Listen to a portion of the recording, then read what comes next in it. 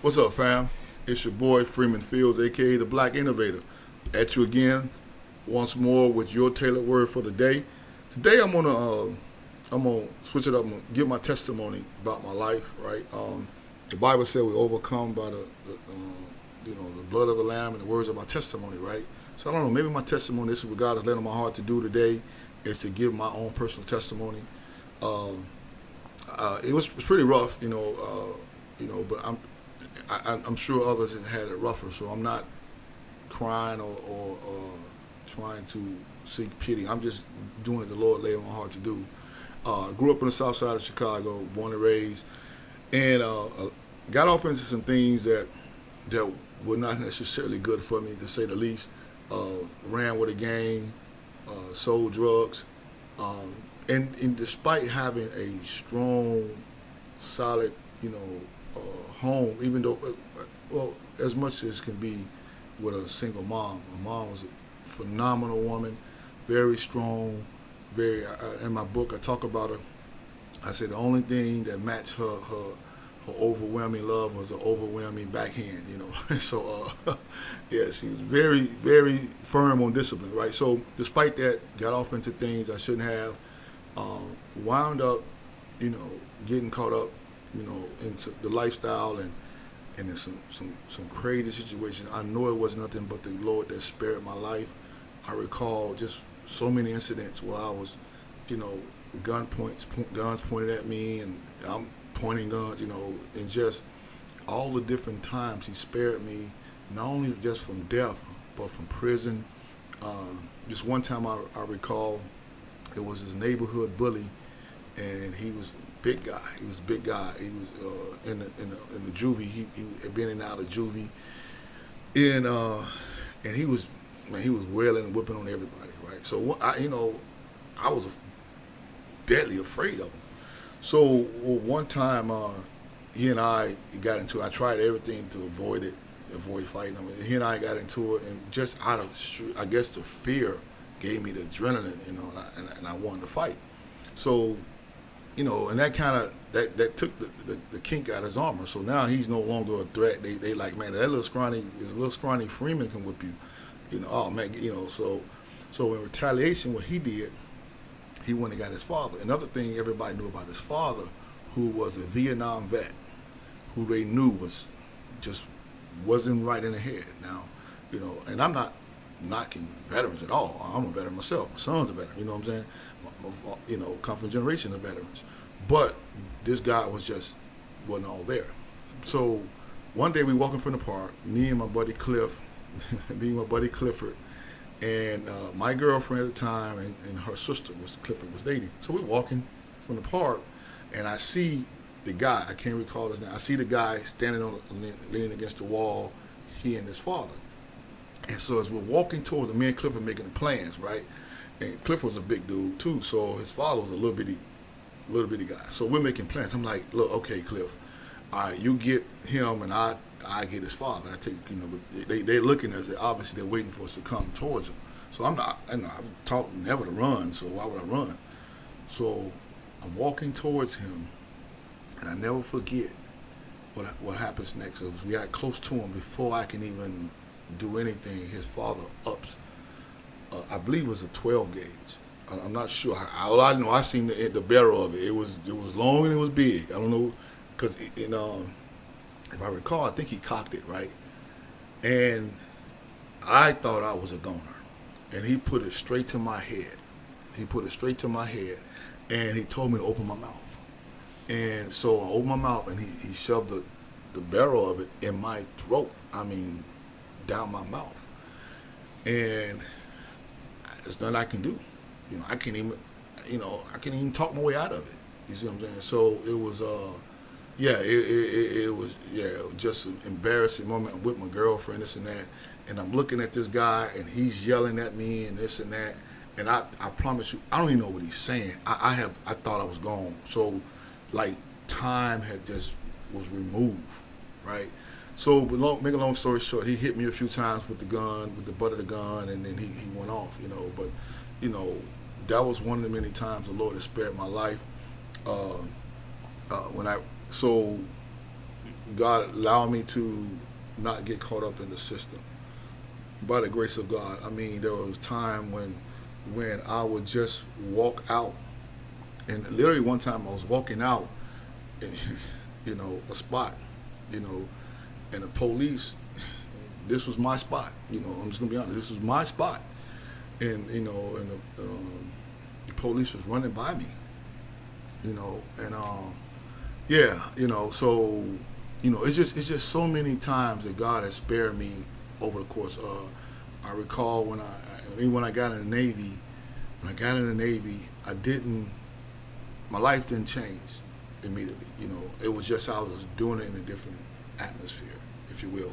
I wasn't selling anything like that, but I still had that street mentality, that street mindset.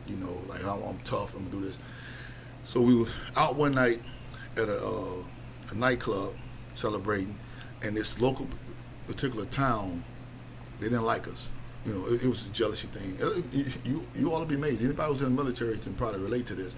You'd be amazed about a number of local small towns who don't like the military. I guess they feel like we're coming in, but so wherever, especially the Navy, because we were pulling port, and guys would be jealous, we'd be getting news and all that type of stuff. So, make a long story short, so we at this nightclub. It was called the Galaxy at the time. It was called Galaxies. It's been long gone right now in New London, Connecticut.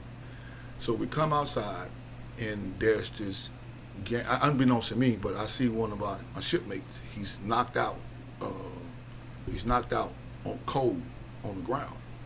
So I'm looking around. I'm like, hey, what's going on? What's going on? Who did this? What's happening? And before I knew it, it was like a swarm of. It seemed like bees, but guys. A swarm of, I think it was women too, attacking me. A swarm, It seemed like 1,000, but everybody said it was probably like 15 to 20, but it seemed like 1,000, And before I know it, me and my guys, we're all, back to back, and we're fighting for our dear life. We're fighting for our life, and so we're trying to survive, and then they up knives. They pulled out knives and shanks and different things, right? So that situation, I got separated.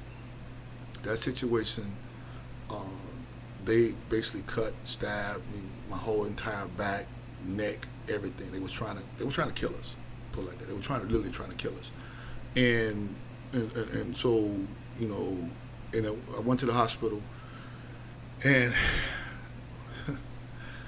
by the grace of God, the doctor told me. He said, if they'd have been an inch. He said it was so many. The doctor said it was so many different blades and tools they can use. I guess they can tell by the type of cut, because whether it was a clean cut, it was a razor, or it was a jagged cut, or whatever. I don't know, but he was telling me there was so many different weapons used against me. They could not, it was literally, I just identified 3 or 4 different types of weapons, And the doctor said it's amazing how through all the cutting, through all that, they didn't hit a vital organ. They didn't hit a vital organ. He said, I don't know. He said, it's just, because I was cut everywhere. Anywhere waist up had been cut. Back, chest, neck, arms, had been cut somewhere. And so, well, he don't know, but I know. I know. So, so it's I've been through some things, but I just want to share this. There's so many different stories. I can't even share them all, but I went through a phase when like most men, I was cocky. I got cocky. If I could survive all I've been through, if I could survive this, survive not going to prison, survive the guy putting gunfights and guys pulling guns on me, this and that, and being pistol whooped, and survive all this, I felt invincible. I felt like it was all me. I felt like, oh, I did this thing. You can't touch me. I had this arrogance about me, right? And so what that did, that emboldened me to just do more. And it wasn't until I got saved at the age of 30 because we didn't grow up in church. We didn't have church. That wasn't part of our family routine. But it wasn't until I got saved at the age of 30, and I really got to know the Lord. And one of the first things He did for me, He showed me.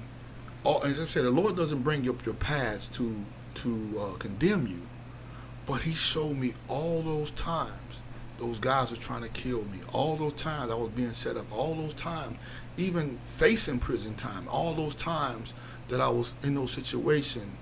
What I used to often say, I had the gift of gab.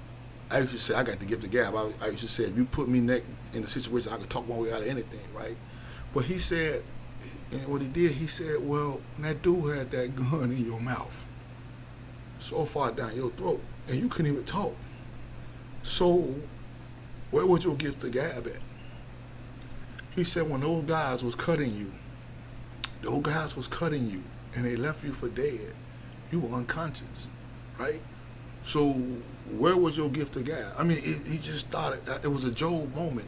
He started saying, did you spare yourself from this? Did you spare yourself? I was in a car wreck that we was about to ride off a cliff, and all of a sudden we just rolled back on the highway, roll back on the street instead of rolling off on the cliff. He said, so how did you manage that? So it was basically, it was God letting me know that it wasn't me. It wasn't me. It was Him. So this is my testimony. We might think that we got the answer. We have the answers. We might think that, hey, we can do it on our own. We might think that, hey, I don't need Him. We might, all kind of crazy stuff we might think. But I'm here to tell you that you need Jesus. You need Him. You need Him. You need Him, because even not just on my life, I have a wife, I have a son, I have a daughter, I have family members, I have loved ones and friends. So on their life, I need them to protect. I need God to protect them, So I remember one time I told my son, I said, son, I got saved for me, but I stay saved for you. I got saved for me, for my salvation, but the reason I stay saved is because I have to trust God to fight for you, to keep you safe, to keep my family safe. So that's my testimony. I just want to share it. I hope it helps somebody. God bless you all, and I'll be back. Please subscribe to the channel.